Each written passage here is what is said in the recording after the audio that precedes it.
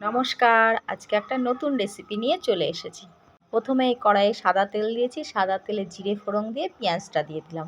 পেঁয়াজের পরে কাঁচা লঙ্কাটা দিয়ে একটু ভাজা করে টমেটো পিউরিটা দিয়ে দিলাম।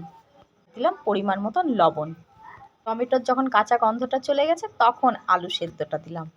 আলুটা পেঁয়াজের সঙ্গে মিক্সড করে নিয়ে চাট মশলা, গরম মশলা আর ম্যাগি মশলা একটু টেস্টি করার জন্য করে মিশিয়ে নিয়ে ধনেপাতা কুচি দিয়ে দিলাম।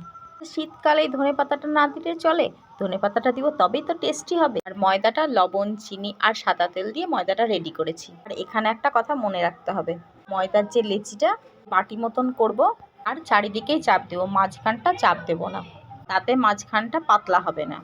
আর আলুর পুরটাও বেরিয়ে যাওয়ার সম্ভাবনা নাই। বেলার সময় আলতোভাবে বেলতে হবে। আর কি দারুণভাবে ফুলে উঠেছে দেখো। কি গো, ওদের খেতে দাও, প্রাইভেটে দেরি হয়ে গেল।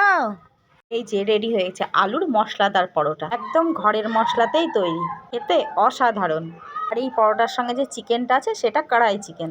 এই রেসিপিটা লাগলে জানিও, ভালো লাগলে ফলো করে রেখো, শেয়ার করে রেখো।